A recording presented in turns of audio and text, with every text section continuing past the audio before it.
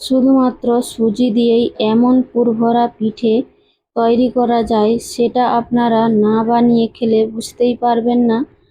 এতটা টেস্টি আর এতই মজাদার হয়, খাওয়া শুরু করলে থামানো মুশকিল হবে। আর বানানো তো খুবই সহজ। প্রথমেই একটা চুলোর উপরে কড়া বসিয়ে দিয়েছি, তারপর গ্যাসের ফ্লেম অন করে একেবারে লো ফ্লেমে রেখেছি। তারপর দিয়ে দিচ্ছি এখানে হাফ চামচ ঘি। ঘি দিয়ে ঘিটা গরম হলে দিয়ে দিচ্ছি এখানে 1 কাপ সুজি। 1 কাপ আর সামান্য পরিমাণে এখানে সুজি নিয়েছি। 10 টাকার যে প্যাকেট হয় সেই প্যাকেটে যতটা সুজি থাকে আমি সেই সুজিটাই নিয়েছি। এবারে গ্যাসের ফ্লেম লো রেখে একেবারে ভেজে নেব হালকা করে। যখন একটা এইরকম সুজিটা একেবারে হালকা হয়ে যাবে আর সুজির থেকে একটা সুগন্ধ বের হবে, তখনই বুঝে নিতে হবে সুজিটা ভাজা হয়ে গেছে। সুজির মধ্যে কিন্তু কোনো রকম কালার চেঞ্জ হবে না, শুধুমাত্র সুজিটা হালকা করে নেড়ে নিলেই হবে। 3 থেকে 4 মিনিট মতো সুজিটা ভালোভাবে ভেজে নিয়েছি। এবার দিয়ে দিচ্ছি এখানে স্বাদ মতো লবণ। লবণটা আপনারা নাও দিতে পারেন, তবে মিষ্টি জিনিসে লবণটা দিলে একটু ভালো লাগে খেতে। লবণটা দিয়ে এখানে মিশিয়ে নিচ্ছি। তো সুজি শুকনো থাকা অবস্থায় লবণটা এইভাবে মিশিয়ে নিতে হবে, তারপর জল দিয়ে দিলে কিন্তু আর লবণ দেওয়া যাবে না। তাই প্রথমেই আমি এখানে লবণটা দিয়ে মিশিয়ে নিলাম। তারপর যে কাপ মেপে আমি সুজিটা নিয়েছি সেই কাপ মেপেই আমি জলটা ব্যবহার করেছি এখানে। তো একটু কম আমি জল ব্যবহার করেছি এখানে। তো হাফ কাপের একটু বেশি এখানে জল নিয়েছি। প্রথমে 1 কাপ দিয়ে আমি নাড়াচাড়া করে নিয়েছি, তারপর আমি আবারও 1 কাপ এখানে ব্যবহার করেছি। তো মোট আমার 1.5 কাপ জল আমি দুবারে দিয়েছি এখানে। এবারে অনবরত এটাকে নাড়াচাড়া করে একটা ডো বানিয়ে নেব। গ্যাসের ফ্লেম কিন্তু অবশ্যই লো রাখতে হবে, না হলে জলটা খুব তাড়াতাড়ি শুকিয়ে যাবে, সুজিটা সিদ্ধ হবে না। ডোটা আমার একেবারে রেডি হয়েই গেছে। এবারে আমি এটাকে একটা প্লেটে তুলে নেব। সুজিটা কিন্তু খুব শক্ত করে ফেললে হবে না, তাহলে কিন্তু তৈরি করার সময় এগুলো ফেটে যেতে পারে। তো একটু নরম অবস্থায় নামিয়ে নিয়েছি, দেখেই বুঝতে পারছেন। এবারে গরম অবস্থাতেই এটা ভালো করে হাতের সাহায্যে এইভাবে মেখে নিতে হবে। যত ভালো করে গরম অবস্থায় মাখানো হবে ডোটা ততই কিন্তু সফট আর নরম হবে। আমি গরম অবস্থাতেই দেখতে পাচ্ছেন আমি এখানে ডোটা বানিয়ে নিয়েছি। ডোটা খুব সুন্দরভাবে একেবারে আটা যেভাবে মাখানো হয় ঠিক সেইভাবেই কিন্তু মাখানো হয়েছে, আর কতটা নরম দেখেই বুঝতে পাচ্ছেন। আর হাতেও কিন্তু এতটুকুও লেগে যায়নি। এইভাবে ডোটা বানিয়ে নিয়েছি। এবার এটা সাইডে রেখে দেব। তো পুর বানানোর জন্য এখানে নিয়েছি কিছুটা পরিমাণ নারকেল। নারকেল কুড়িয়ে নিয়েছি, তারপর দিয়ে দিচ্ছি এখানে চিনি। তো আপনারা মিষ্টির পরিমাণ যেমন খাবে চিনি সেরকম অনুযায়ী এখানে চিনিটা ব্যবহার করবেন। তো আমি এখানে কাঁচা নারকেলটা ব্যবহার করছি, আপনারা চাইলে এটা ভেজেও নিতে পারেন। তো আপনারা যদি ভাজা নারকেল পছন্দ করেন তাহলে ভেজে নেবেন। তো আমি এখানে ভাজিনি, এই অবস্থায় আমি কাঁচা নারকেল ব্যবহার করছি। তো এদিকে আমি ডোটাও নিয়ে নিয়েছি। ডোটা নিয়ে এবারে একটা ছোট ছোট লেচি নিয়ে নিচ্ছি।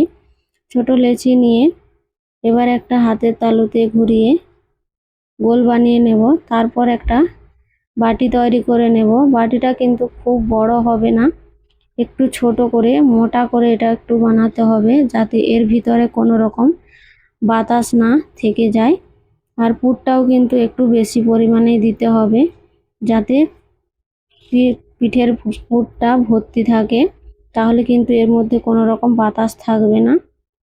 এবারে পুরটা দিয়ে ভালোভাবে এখানে মুখটা বন্ধ করে দিতে হবে। এরকম দু সাইড থেকে বন্ধ করলে হবে না, এক সাইড থেকে বন্ধ করে হাওয়াটা এক সাইড দিয়ে বার করে দিতে হবে, তা না হলে তেলে দেওয়ার সাথে সাথেই কিন্তু ফেটে যাবে।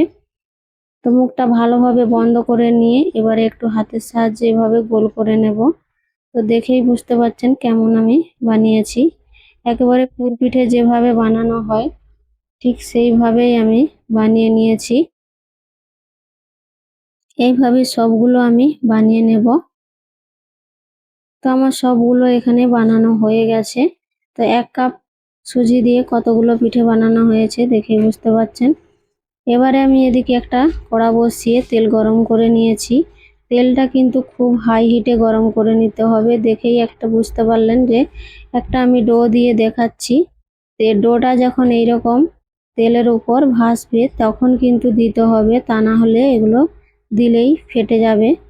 যখন এটা দেখবেন যে তেলের উপরে ভাসছে তখন এই পিঠেগুলো দিয়ে দিতে হবে।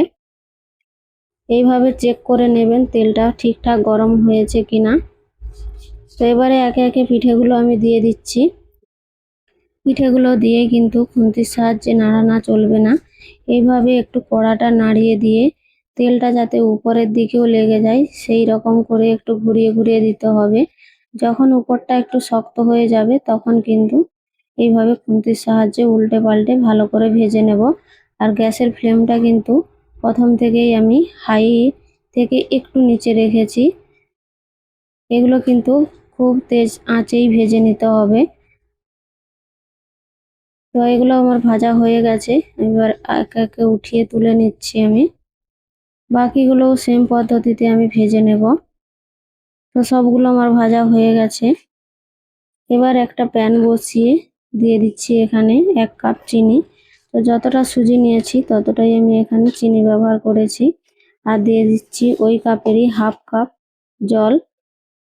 এবারে গ্যাসের ফ্লেমটা মিডিয়াম রেখে অনবরত নাড়াচাড়া করে চিনিটা ভালো করে গলিয়ে নেব। চিনিটা গলে গিয়েছে, এবারে দিয়ে দিচ্ছি এখানে কিছুটা পরিমাণ ফুড কালার। আপনারা চাইলে এখানে নাও দিতে পারেন। এবারে যে আমি পুরটা বানিয়ে রেখেছিলাম সেখান থেকেই 1 চামচ এখানে নারকেলের গুঁড়ো দিয়ে দিলাম। এবারে দিয়ে দিচ্ছি একটা এলাচ থেতো করে রেখেছিলাম। এবারে এটাকে অনবরত নাড়াচাড়া করে গ্যাসের ফ্লেমটা এখানে একটু হাই করে দেব। 1 থেকে 1.5 মিনিট মতো ফুটিয়ে নিলেই কিন্তু শিরাটা আমাদের রেডি হয়ে যাবে। তো তারপর এখানে যে পিঠেগুলো ভেজেছিলাম সেগুলো দিয়ে দেব। দিয়ে এখানে কিছুক্ষণ নাড়াচাড়া করে নিয়ে গ্যাসের ফ্লেমটা এখানে বন্ধ করে দেব। তো দেখতেই পাচ্ছেন গ্যাসের ফ্লেমটা কিন্তু আমি বন্ধ করে দিয়েছি এখন।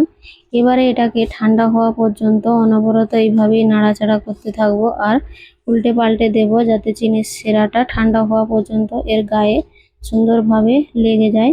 তো দেখেই বুঝতে পারছেন আমি কিন্তু এইভাবে অনবরত 3 থেকে 4 মিনিট মতো নাড়াচাড়া করেছি। তো সুন্দরভাবে কিন্তু গায়ে লেগে গেছে চিনির রসটা।